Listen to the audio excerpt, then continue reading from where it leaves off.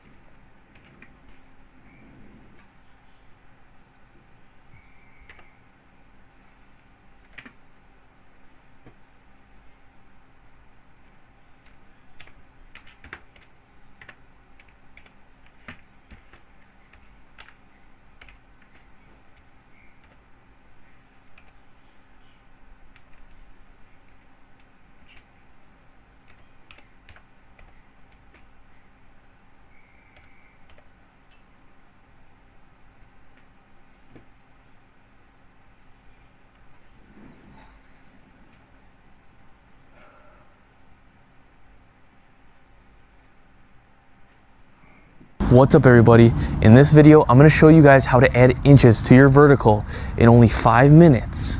But you gotta focus. And so for the first whole minute, what we're actually gonna focus on doing is the descent to the jump, just a standing vertical jump. Everybody's all worried about the ascension, okay? A quick descent can actually help your ascension and the power you put out down to the ground. Why? Because you're using your muscles' elastic potential, right? If I squat down like this and wait a second, I'm slowly losing that elastic rubber band like effect in my muscles because they're already elongated and they're getting a little bit tired. What you need to do is you need to contract the muscles right here, down, up, and then spring up, okay? Butt back, bend at the knees and throw your arms back. So, and I want you to do this fast. Whoo, whoo, whoo.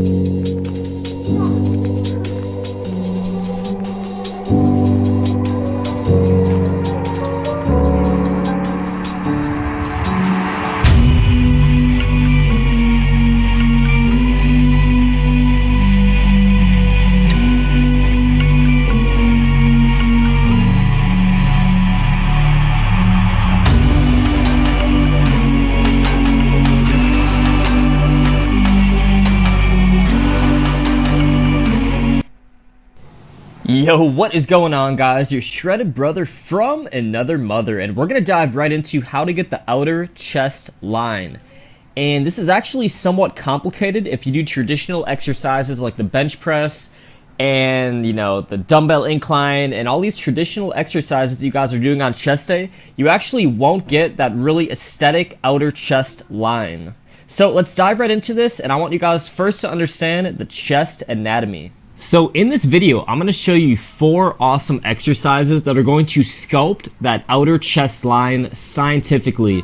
And it's also going to keep you injury free, because to really get that outer chest line, it's going to require you actually stretching the pectoralis major without affecting other joints and ligaments with too much overload. So we want safe, targeted, stretched tension. And that is exactly what these 4 exercises are going to give you in this video. The first of the 4 pectoral muscles is the pectoralis major. Now, as you can see, this is a very large muscle group, relatively speaking. It's one of the largest muscles in your body. It's not quite as large as, say, the quads, the glutes, the hamstrings, but it is one of the largest upper body muscle groups. And as you can see, it stretches all the way across, almost into like your shoulder area. So to get that outer chest line, we have to keep in mind that traditional exercises like the bench press and exercises that aren't going to give us a really wide full range of motion, which I'll show you guys in just a second, it's going to be really hard sculpting those muscle fibers on the outer chest area. Next up, we have the pectoralis minor. Now, this is much smaller than the pec major, and its main function is to stabilize the scapula. And as you can see, it actually originates all the way on the side here from the anterior aspect of the 3rd, 4th, and 5th ribs. And it's going to insert into the medial aspect of something called the coracoid process. So as you can see, it's very scientific, but this is going to really help push the pectoralis major out on the outer portion of your chest. As we're going to skip over the 3rd pectoral muscle, it's actually like your little sliver of upper chest area. I'm probably going to do the science of the upper chest video next week, Sunday or Monday, so definitely be on the lookout for that. But we're going to go right into the serratus anterior, which is the 4th pectoral muscle. Now, the 4th pec muscle, it actually stabilizes the scapula, and you can see it's really on the outer portion, like almost kind of that almost like no man's zone between like your outer pec and like where your obliques would be. So this is a really important muscle group for aesthetics. It's a very often overlooked muscle group, and it's going to be really crucial to get not only awesome looking like upper obliques, but also to get that outer chest line. So we're going to indirectly work that muscle group during all of these exercises. So let's dive right into these 4 exercises that are going to get you that outer chest line. So real quick, I want to show you a visual example of 2 people lightly muscled, like obviously nowhere near what Greg Plitt is. So just to show you an example of maybe like someone 2 to 3 years in the gym and someone who has a really aesthetic chest, like fully has that outer chest and all the different heads of the pec developed, versus somebody who does not, that I would say has a pretty close amount of muscle mass.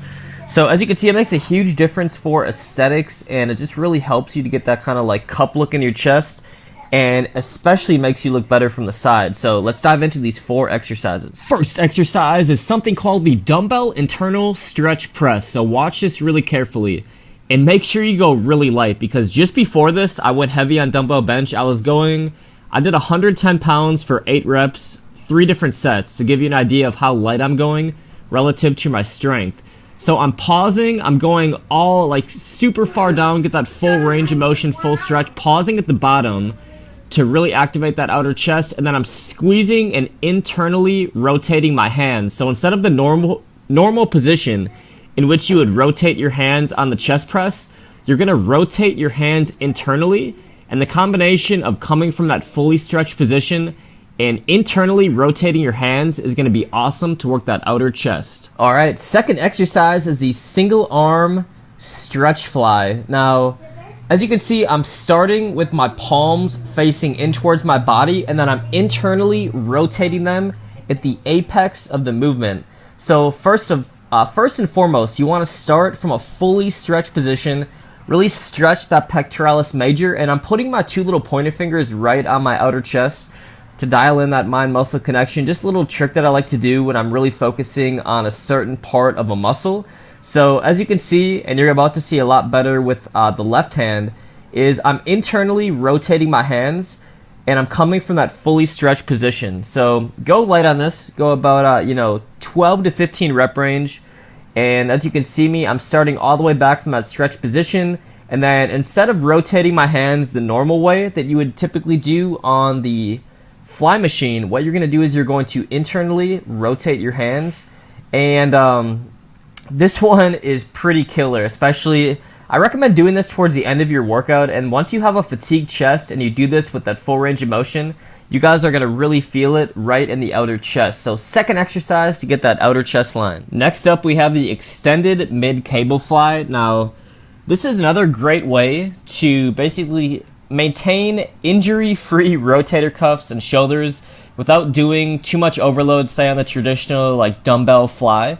So I really like doing it with cables more than dumbbells on this because I can fully stretch back without kind of like losing control and potentially tearing something in my shoulders. So I'm coming from a fully stretched position and then I'm slightly rotating my hands inward, and you're gonna get a savage pump and you're gonna really feel it right in the outer chest. Go about 12 to 15 reps on this. Next up, we have outer chest targeted dips. Now see how I'm doing it right here? This is how you should not do it. My chest is coming up way too much, my shoulders are coming forward too much. This will not target the outer chest. Here is how it should be done to hit the outer chest more. Keep your shoulders back, try to keep your body in a straight line and go down nice and slow and deep. And you can really feel it more in your outer chest. You can see my anterior deltoids really working throughout the movement. So go like 12 to 15 rep range and really focus on squeezing the outer chest. I really hope.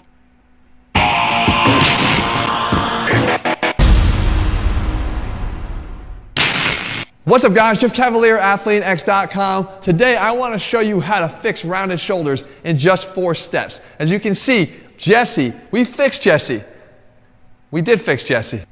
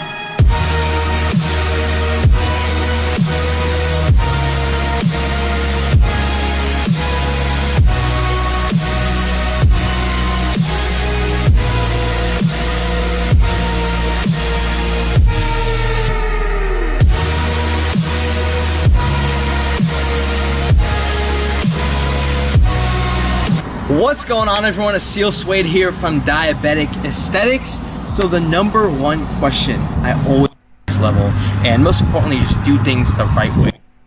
I recently stumbled upon a trend that challenges you to do 100 push-ups every day for 30 days. But I want to see what happens when average people do it.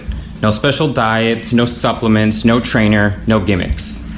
This is the push-up challenge. Let me begin at the beginning of time when I came out of my mama, I was trying to shine. Before the ink dried on my birth certificate, the doctor, the nurse, the cried, the boys ripping it. Since then, I've been hyped to go and make the folks. I love the simplicity of it. It's just push-ups, there's no 20 different weightlifting machines that I kind of have to figure out. It's something I already know how to do. And doing 10 push-ups is weirdly harder than it probably should be. I'm deceptively weak, so I would like to improve my overall. What happens if you do 100 push-ups every day?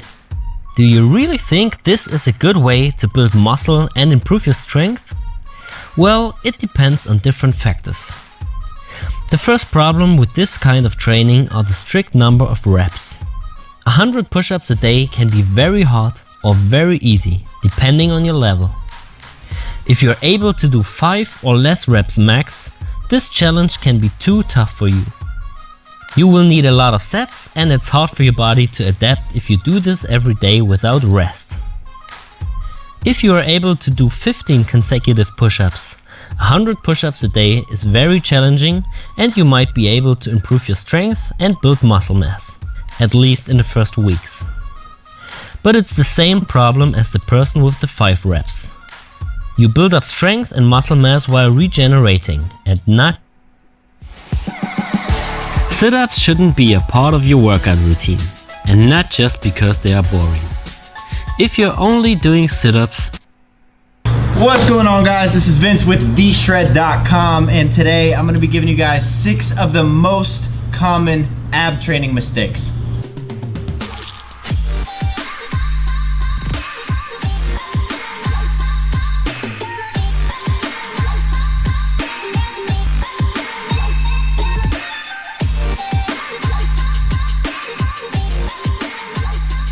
Alright, so ab training, there's a lot of great exercises, there's a lot of bad exercises. The exercises that I'm going to show you guys today, the tips that I'm going to show you, I'm not necessarily saying they're all bad and you should just get rid of all of them, but I'll take you guys one by one through them. The first one is probably going to surprise some of you and then just going to be like duh to others, and I'm talking about sit-ups. The sit-ups are going to be the first.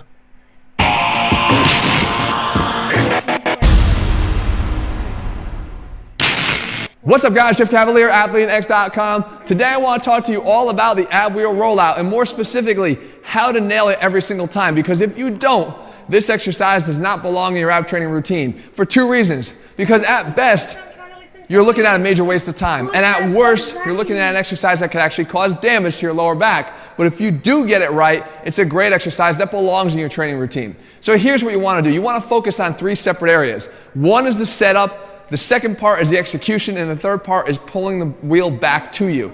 Those are the 3 areas. Obviously, every exercise is made up of those 3 components, but in this case, people tend to screw up in those 3 areas, so we want to cover all of them. So when you're getting set up for the exercise, the first thing you want to do is focus on the position of your back and your hips. And the key here is that you don't want to follow some advice where people tell you to flatten everything out in one straight line. Because what you're doing here is you're immediately taking this exercise and making it solely one thing. And that is, at least as far as the abs are concerned, and that is an anti-extension move. And while that is a tremendous component of this exercise, it's not the only one. So when you get into this position here and then you roll out, which is what people will advise you to do, they're basically letting the lats do all of the work.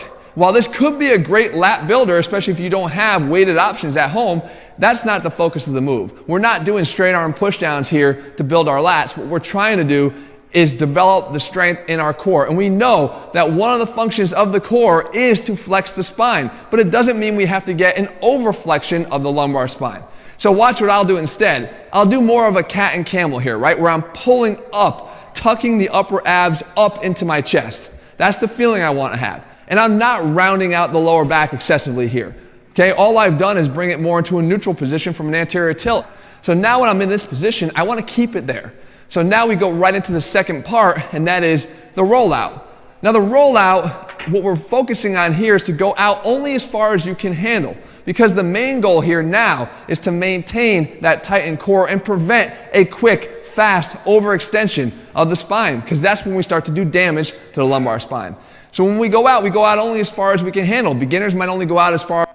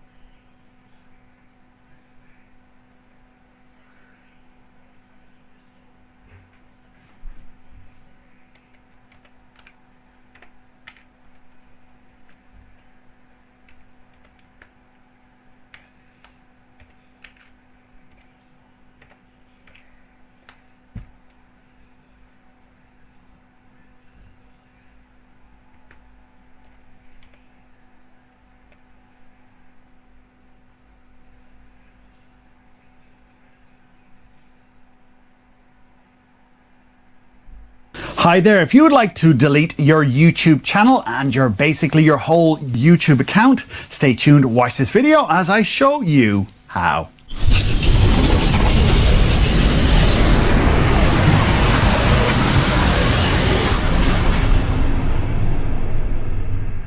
Hi there, David Walsh here once again from davidwalshonline.com, your premier place for video marketing online. In this video, I'm going to show you how you can delete your whole YouTube channel, i.e. your whole YouTube/Google account, so you can remove all presence of yourself from. Hi there, if you would like to delete your YouTube video marketing online. In this video, I'm going to show you how you can delete your whole YouTube channel, i.e. your whole YouTube/Google account, so you can remove all presence of yourself from Mr. Google. Now, this is an update from a previous video, so without further ado, I'm going to head on over to the good old trusty computer to show you how. So to delete our YouTube account, we need to go to YouTube, up to the top right hand corner and click on your icon. The next thing you need to do is to click the little YouTube settings cog there. Now the first thing you need to make sure when deleting your YouTube account, and not just a YouTube channel, is that you have no other channels on this section here. So on your Creator Studio area, make sure you do not have any other channels here.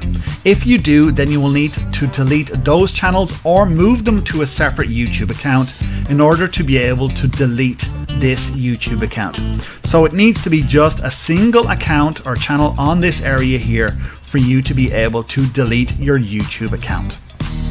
So once you have that, then click on Advanced beside your icon.